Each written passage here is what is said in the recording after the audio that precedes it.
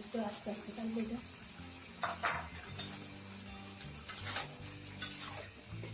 এরকম নিত্য নতুন আপডেট পেতে আমাদের চ্যানেলটি সাবস্ক্রাইব করুন এবং পাশে থাকা বেল আইকনটি ক্লিক করুন এবং অবশ্যই লাইক, কমেন্ট, শেয়ার করে আমাদের চ্যানেলের পাশেই থাকুন। নমস্কার, আপনারা কেমন আছেন? আজকে আপনাদের জন্য আরেকটা নতুন রেসিপি নিয়ে আসলাম। এখানে পটল, ছোট ছোট করে পটল,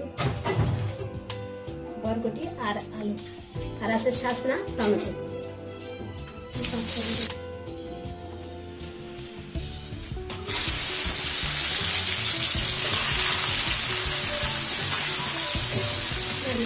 দিয়ে দিলাম।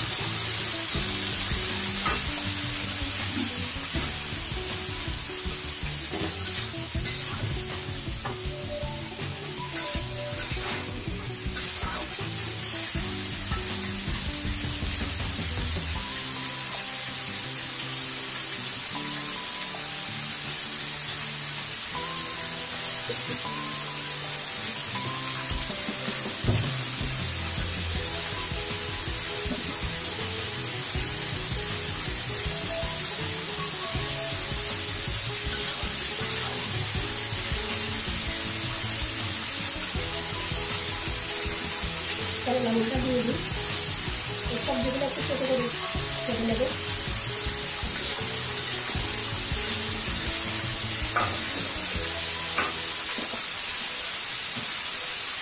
এখানে আমি দেবো সয়াবিন কটা, আমি সিদ্ধ করে রাখলাম।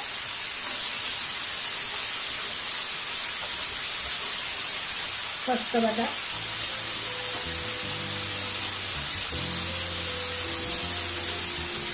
আর লাগবে আদা বাটা, জিরা বাটা, কাঁচামরিচ, একটু মরিচের ফাঁকি দেবো, তেজপাতা দিয়ে দেবো।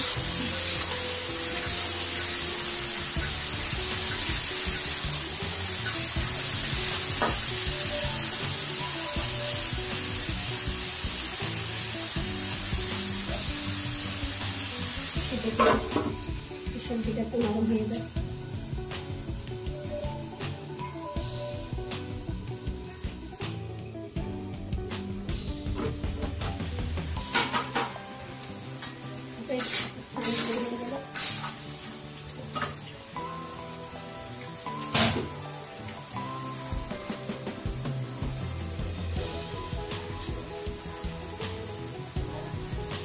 বাকিটা দিয়ে দিলাম।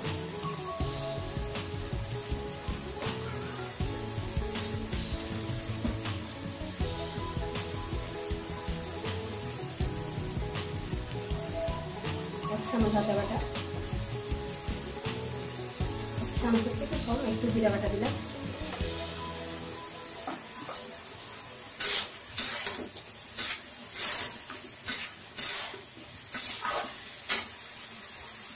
কাঁচামরিচ,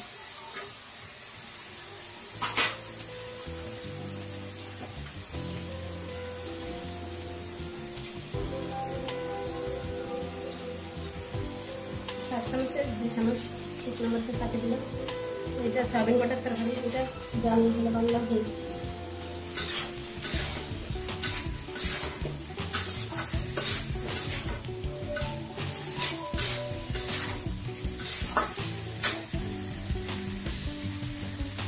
এখানে পোস্ত বাটা আছে, আমি এগুলো দিয়ে দিলাম।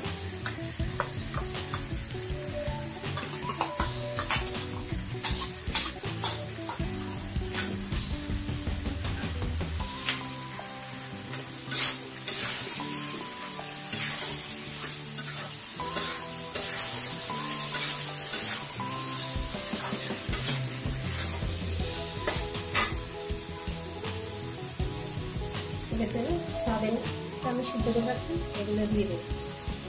এগুলো মশলা ঢুকতে হবে, আমি ভালো করে সিদ্ধ দিয়ে নিলাম। পানিটা ফেলে দিলাম।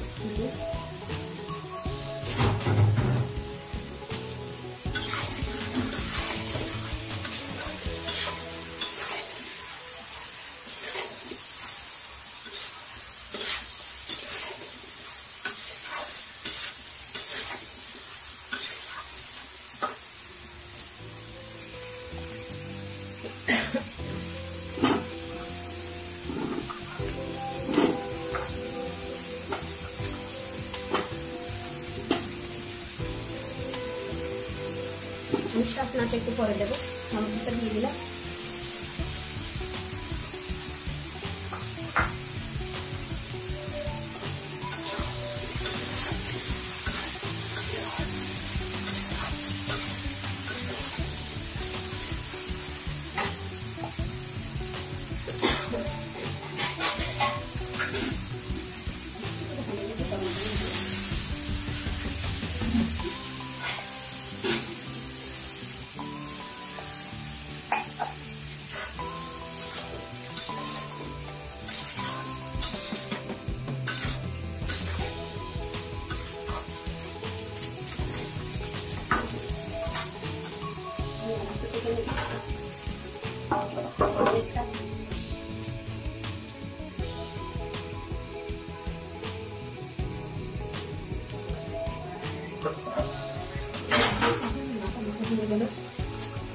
আমি একটা সজনাটা দিয়ে দেবো, মানে এটা বললে ভালো লাগবে না, একটু আস্তে আস্তে থাকবে এটা।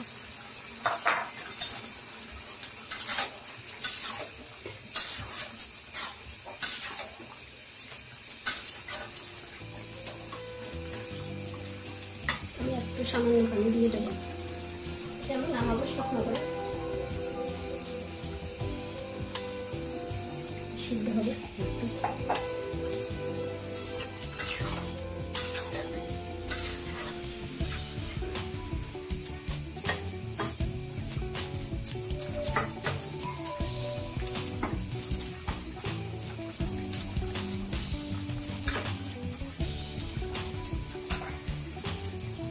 এরকম আর কিছুক্ষণ থাক, তরকারিটা হয়ে আসছে, এটা শুকিয়ে গেল। আমি এখন ধনে পাতাটা দিয়ে দিলাম।